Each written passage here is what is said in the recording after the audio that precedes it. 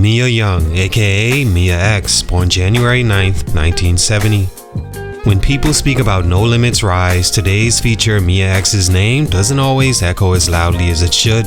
Her showing in the No Limit vs Cash Money verses reminded lots of people just how skilled, confident, and essential her presence was to that era. She wasn't just the label's first lady in title, she brought a grounded, lived-in voice that balanced the energy around her. But even with that talent and respect, the spotlight that should have followed her didn't grow at the same pace, and that's where her story begins to shift. What happened? Let's talk about it. Salute to Florida's _finest05 for this request. It's your boy JC Stunted Growth Music. Let's get it, man. Take a minute to like, subscribe, and comment on who I should do next. Mia X is a rapper from New Orleans, Louisiana, and one of the earliest women to break nationally in Southern hip-hop. Before her mainstream recognition, she was already active in the local scene, performing with groups like New York Incorporated and building her name on the New Orleans club circuit. In 1992, she released her independent debut album, The Payback, which helped establish her as a respected voice in the city long before national attention reached the region. Her career shifted when she signed with No Limit Records in 1995, becoming the label's first female artist. She immediately became a key contributor to the growing identity of the camp, appearing on Master P, C Murder, and Mystical releases, as well as on major No Limit compilation projects like West Coast Bad Boys and Down South Hustlers. Her solo albums, Good Girl Gone Bad in 1995 and Unladylike in 1997, showed her strength as a writer with commanding delivery grounded in experience. However, despite her importance within the label, she did not receive the same promotional push or commercial spotlight as No Limit's male roster, a gap that shaped how her legacy is remembered. Stunt number 1, positioned as support, not centerpiece. When Mia X signed to No Limit Records in 1995, she arrived with something most of the roster didn't yet have: experience. She had already released music, performed in groups, sharpened her voice, and developed her writing before the national spotlight ever touched the New Orleans scene. That should have positioned her as a central figure in the label's identity. Instead, the No Limit machine was built to push high output momentum and market the artists who fit the loudest visual and storyline-driven profiles. In that environment, Mia X's maturity and grounded tone worked against the promotional style of the era. While Master P, C Murder, and Silk carried narrative arcs that were easy to amplify, family ties, street backgrounds, and aggressive personas, Mia's image wasn't built on spectacle.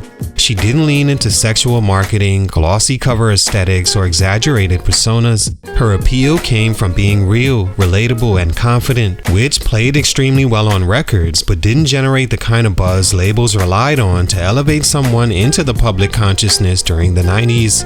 Even when her solo work proved she could command attention, Unladylike Going Gold and Mama Drama reaching the top 10 on the Billboard 200, the larger framing still presented her as the artist who strengthened the team rather than the star the team elevated. She was the closer on posse cuts, the reliable voice in the background of the campaign, and the presence that made songs feel complete.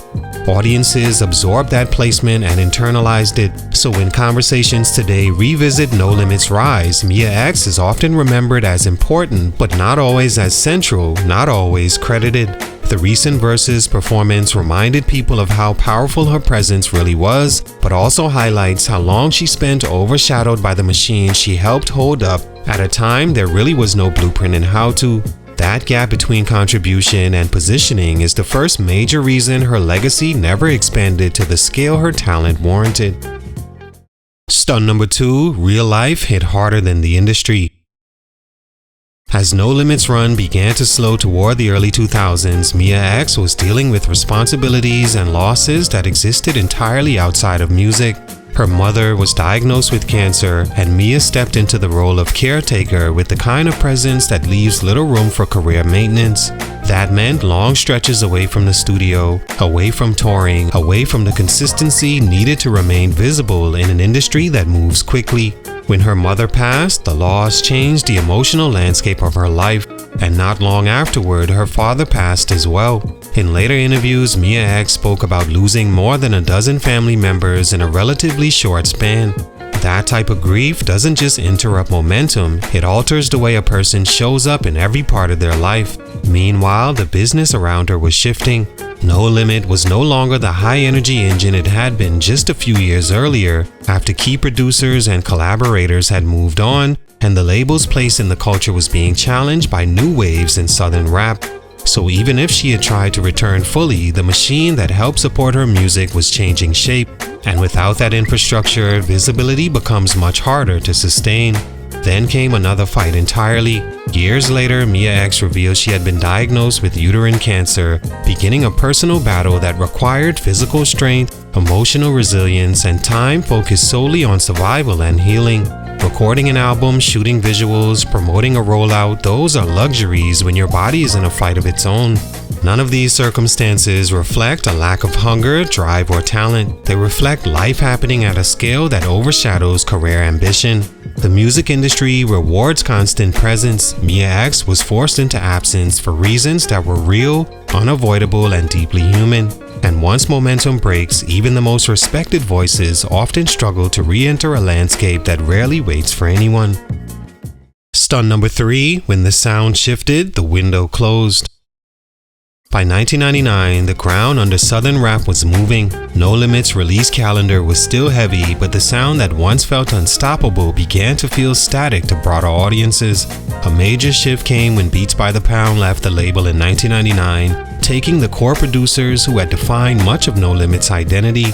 Without that familiar backbone, projects felt less cohesive and the brand power that once carried albums started to wobble. At the same time, Cash Money exploded nationally and radio, TV, and magazines turned their attention to a newer, glossier wave from the same city, one built on polished hooks, bright production, and youth-centered energy. For Mia X, this timing mattered. She had just shown she could carry weight, Unladylike, Certified Gold, Mama Drama, cracking the Billboard 200's top 10, and the next step should have been expanding that base through touring, ongoing promotion, and constant visibility. Instead, the ecosystem around her shifted. The momentum wasn't hers to extend alone. Labels create stars to continue narrative, and No Limit's story was no longer the one the industry wanted to amplify, especially seeing that they had Cash Money to focus on, who were undeniably stars from day one. The market rewarded novelty, and suddenly Mia X's grounded, adult-centered perspective was competing against an entirely new movement. Add to that the fact that her appeal wasn't built on spectacle. She relied on voice, writing, presence, and relatability, qualities that need stable infrastructure to scale. When the machine's attention turned elsewhere, her platform narrowed, even while her talent remained steady. And by the time the spotlight could have shifted back, real life had already pulled her into battles and responsibilities that mattered far more. The window didn't close because Mia X declined. It closed because the business shifted around her and she had priorities that didn't allow her to chase that new cycle. The skill remained, the moment simply moved on. All in all, Mia X's story isn't about someone who lacked talent, presence, or artistic identity. She had all those things and she delivered them consistently during a time when Southern rap was still fighting for respect. Her voice was confident, her writing came from experience, and when she stepped on a track, people felt it. What changed her trajectory were the circumstances around her. The label shifted, the industry moved on to newer images and sounds, and life demanded her attention in ways that no career could compete with. But the recent verses reminded people that her skill never faded. It simply wasn't positioned, protected, or promoted in a way that allowed it to expand.